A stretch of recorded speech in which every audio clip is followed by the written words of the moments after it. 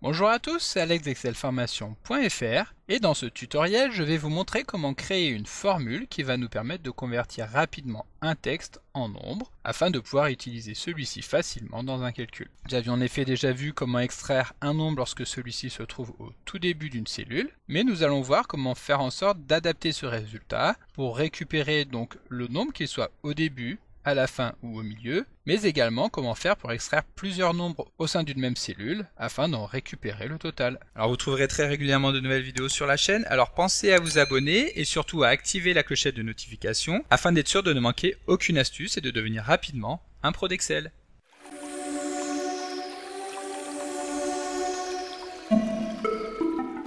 Comme d'habitude, si vous voulez être sûr de bien comprendre tout ce que nous allons voir dans le cadre de cette vidéo, vous pouvez télécharger le support de ce tutoriel ainsi que son corrigé en suivant le lien disponible dans la description de la vidéo, ce qui vous permettra de réaliser les opérations en même temps que moi pour bien comprendre tout ce que nous allons voir dans cette vidéo. Alors il y a quelques semaines, dans un tutoriel précédent, je vous avais montré comment extraire un nombre contenu dans un texte pour effectuer des calculs à partir de celui-ci. Nous voyons ici, nous avons une liste de fruits et légumes et nous voulons extraire le nombre que nous retrouvons à l'intérieur de ce texte afin de pouvoir en calculer tout en bas la somme totale. Pour cela, nous avions utilisé la formule suivante dans laquelle nous retrouvons donc un certain nombre de fonctions comme les fonctions si-erreur, senum, gauche, trouve, et évidemment le résultat obtenu par cette formule était fortement dépendant des fonctions que nous venons de citer. Nous sommes notamment tributaires de la fonction gauche qui nécessite que le nombre à extraire soit obligatoirement situé en début de texte. Si celui-ci était situé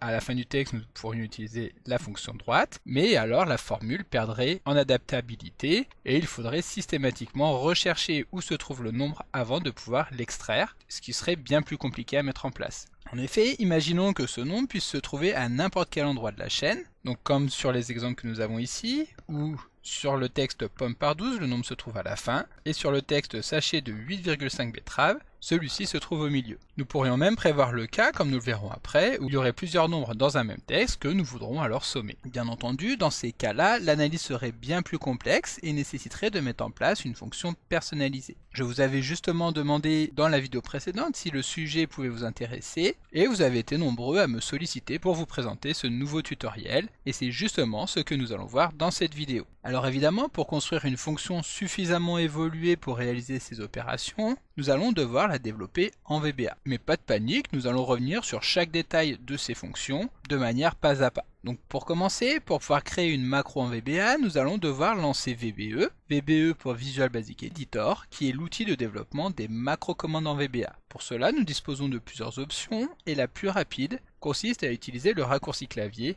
Alt et F11. À ce moment-là, donc VBE va se lancer et nous allons nous retrouver directement à l'intérieur du projet sur lequel nous étions en train de travailler lorsque nous l'avons lancé. Ensuite, pour créer notre fonction personnalisée, nous allons insérer un nouveau module en nous rendant dans le menu Insertion et en cliquant sur Module. Comme vous pouvez le voir, un module est une sorte de feuille blanche dans laquelle nous allons pouvoir saisir des lignes de code pour créer nos macro-commandes et nos fonctions personnalisées. Dans un premier temps, nous allons souhaiter extraire une valeur numérique depuis un texte, celle-ci pouvant être placée à n'importe quel endroit de celui-ci. Pour cela, nous allons créer une fonction que nous allons appeler extraire nombre. Et pour créer une fonction personnalisée, nous utilisons le mot-clé function suivi du nom que nous voulons donner à la fonction. Comme nous l'avons vu, nous allons l'appeler extraire nombre.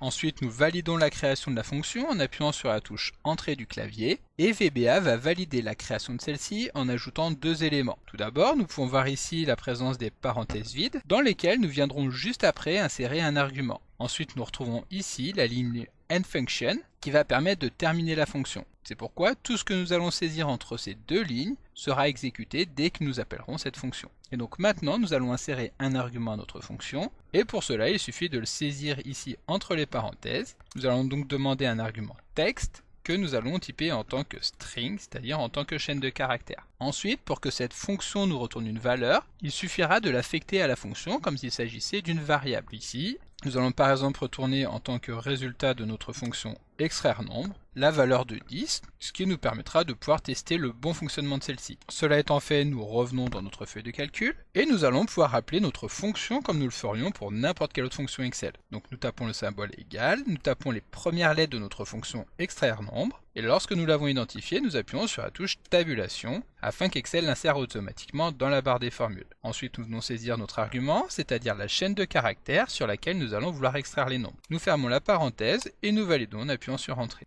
Ici, Excel nous retourne la valeur de 10, étant donné que c'est ce que nous avions saisi tout à l'heure dans la fonction. Il s'agit donc évidemment ici d'un résultat erroné, et nous allons maintenant chercher à obtenir la valeur réelle du nombre saisi dans la chaîne de caractères. Nous revenons dans notre macro, et pour pouvoir extraire le nombre, nous allons vouloir scinder la chaîne de caractères, afin de stocker chaque mot comme valeur d'un tableau. Nous allons donc commencer par créer la variable que nous allons appeler tableau valeur. Donc pour créer une variable, nous utilisons le mot-clé dim, suivi du nom de la variable, donc tableau valeur, et nous allons typer cette variable en tant que variant, et ensuite nous allons stocker dans cette variable tableau valeur chaque mot de la variable passé en argument en utilisant la fonction VBA split et en utilisant l'espace comme caractère de séparation. Donc tableau valeur est égal à split de texte, donc texte qui est la variable passée en argument, et pour diviser chacun des mots, nous allons donc utiliser l'espace en tant que caractère de séparation. Nous pouvons maintenant passer en revue tous les éléments de ce tableau en utilisant une boucle for each. Une boucle for each permet en effet d'effectuer une action tant qu'une condition est remplie, ici tant qu'il y aura des éléments dans le tableau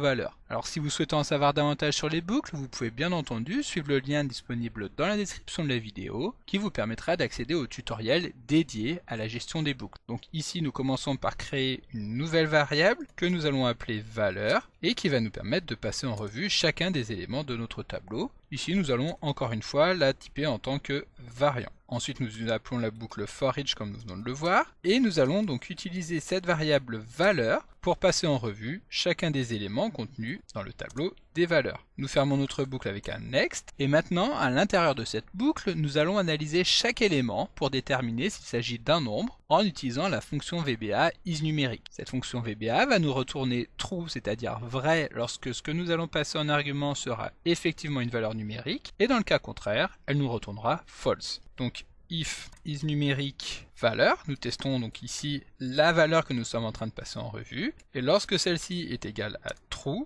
alors dans ce cas, nous pourrons retourner en tant que valeur de la fonction, donc extraire nombre, la valeur contenue dans cette variable valeur. Nous fermons notre endif, et nous pouvons maintenant supprimer la ligne de test que nous avons insérée tout à l'heure, qui ne nous est plus utile, étant donné que maintenant notre macro est terminé. Donc nous revenons à l'intérieur de notre feuille de calcul, nous relançons tout simplement la fonction en cliquant sur la cellule C16 puis en cliquant à l'intérieur de la barre de formule et lorsque nous validons en appuyant sur Entrée, Excel va bien nous retourner la valeur numérique contenue dans le texte, à savoir 12. Par contre, comme vous pouvez le constater, le résultat retourné par Excel est placé sur la gauche de la cellule, ce qui signifie que pour lui il s'agit d'un texte et non pas d'un nombre. Ce qui fait que si nous regardons en bas, celui-ci ne sera pas pris en compte dans le calcul du nombre de fruits et légumes total. Mais pas de panique, pour régler ce problème, il suffit de revenir dans la fonction et de spécifier à Excel que le résultat retourné devra être une valeur numérique. Pour cela, nous allons tout simplement typer notre fonction en tant que double en rajoutant le petit mot asDouble. De cette manière, en revenant dans notre feuille de calcul, en relançant à nouveau la fonction, donc comme nous l'avons fait tout à l'heure, cette fois-ci,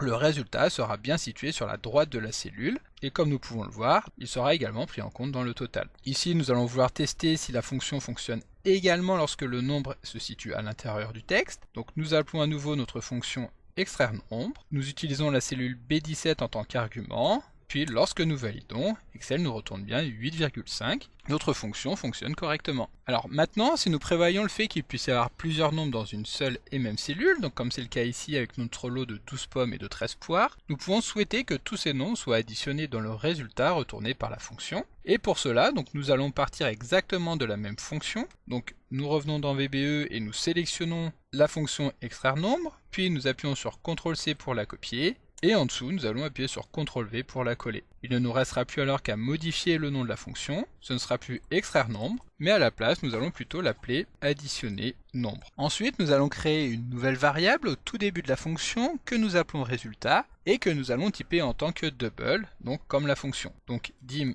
résultat as double. Cette fonction va nous permettre de récupérer la somme des valeurs numériques en ajoutant ces dernières à son propre résultat dans la boucle for each. Donc ici, résultat est égal à résultat auquel nous allons ajouter la valeur de valeur. Et donc pour terminer, à la fin de la fonction, il ne restera plus qu'à affecter à la fonction additionner nombre le résultat contenu donc dans la variable résultat. Nous revenons encore une fois dans la feuille de calcul, nous appelons donc la fonction additionner nombre et nous passons en argument la cellule B19. Lorsque nous validons, Excel nous retourne donc le résultat 25 qui correspond effectivement aux 12 pommes et aux 13 poires. Si nous venons en bas, bien entendu, ce résultat sera bien ajouté au total des fruits et légumes de notre liste. Donc comme d'habitude, vous pouvez télécharger le support de secours en suivant le lien que vous trouverez dans la description de la vidéo. Si la vidéo vous a plu, n'oubliez pas de la liker et de la partager à vos collègues et amis sur l'ensemble de vos réseaux sociaux. Et vous pouvez également me laisser vos impressions dans l'espace des commentaires, je lirai chacun d'entre eux et y répondrai avec plaisir.